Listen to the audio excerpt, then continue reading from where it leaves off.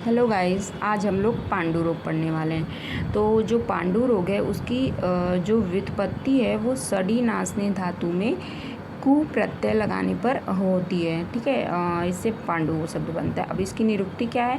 तो पांडस्तु पीत भागार्थक केतकी धूली सनिभ, यानी जो केतकी का फूल है, जो उसका आंतरिक पीत वर्ण का जो भाग है उसके तरह हमारे जो शरीर है वो हो जाता है। ठीक है, शरीर का हमारे रंग किसकी तरह हो जा रहा है? केतकी धूली, केतकी पुष्प के पीत भाग की तरह। अब इसके पर्याय क्या हैं? तो इसको हरिण बोलते हैं, पांडुर, पांडु, कामला, पानकी, पांडु रोग, अल्सक, ये सारे बहुत सारे इसके पर्याय हैं। अब इसकी हम परिभाषा देखेंगे। तो सर्वेषु चैतिस्वः पांडु भाव यतो अधिकोअत, यानी जो पांडु भाव है वो क्या हो जा रहा है? अधिकोअत, मतलब बहुत ज़्यादा अधिक हो जा रहा है। तो क्या हो रहा है? पांडु रोग। देखिए, हम लोग जानते हैं कि हमारा जो कलर है, मतलब हमारे आयुर्वेद के अनुसार हमारे शरीर का हमारा जो त्वक है उसका जो एक तरह से आप कह सकते हैं कि जो रंग होता है वो पित्त पे डिपेंड करता है। साधक पित्त जो है, जो भ्राजक पित्त है वो हमारी त्वचा में रहता है। तो अब जब पित्त में दुष्टि हो रही है तो वो जो दुष्टि है वो हमारे त्वचा पे पता चल रही है। क्योंकि इसमें क्या हो रहा है, जो दूषित पित्त है वो जा कर के त्वक में आश्रय अपना लेता है, इसलिए ऐसा होता है। अब इसके भेद क्या हैं? तो वात, पित्त, कफ, सन्निपातज और मृतिका भक्षणजन है। ठीक है, अब इसके हम हेतु देखेंगे तो क्षार, अम्ल, लवण, उष्ण, मतलब ये कौन से हेतु हैं?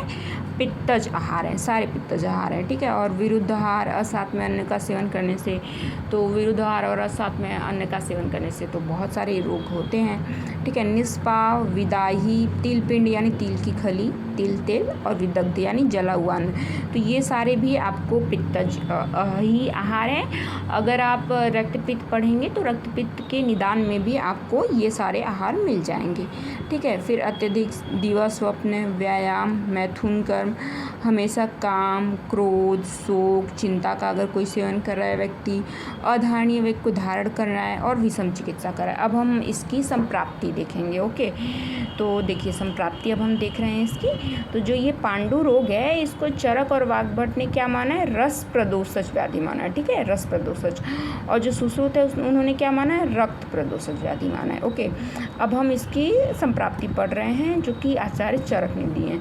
तो क्या है? समुदीर्णम यदा पित्तम हृदय समवस्थित, मतलब जो हृदय में स्थित पित्त है वो क्या हो रहा है? प्रकुपित हो रहा है। प्रकुपित होकर क्या कर रहा है? वायुना बलिना क्षिप्तम संप्राप्य धमनीदस, मतलब कि जो बलवान वायु है, ठीक है, उसके द्वारा ये क्या कर रहा है? 10 धमनियों को प्राप्त हो रहा है। मतलब कि हृदय से ऐसा आयुर्वेद में बोला गया है कि 10 धमनियाँ निकलती हैं, तो उनको प्राप्त हो रहा है। प्राप्त होकर क्या कर रहा है? प्रपन्नम केवलम देहे, मतलब इनको प्राप्त होने के बाद क्या कर रहा है? केवलम देहे त्वग मासांतरम आश्रितम, केवल कहाँ पे आश्रित हो रहा है?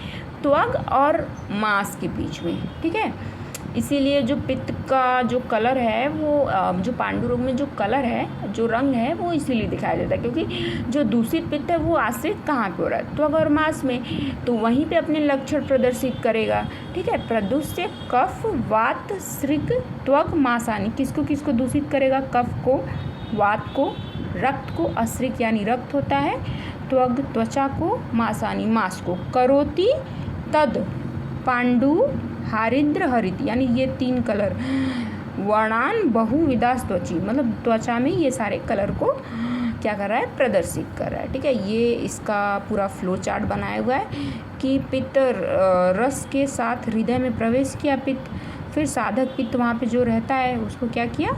दुष्ट किया। अब क्या कर रहा है? व्यान वायु के साथ मिल रहा है क्योंकि व्यान वायु ही हृदय में रहती है। फिर 10 धमनियों द्वारा सर्व शरीर में संचरण, फिर त्वक मांस के बीच में स्थान संश्रय, फिर वहाँ पे क्या कर रहा है? कफ, वात, वही जो हमने पढ़ा था, फिर वर्ण विकृति, फिर पांडु रोग हो रहा है।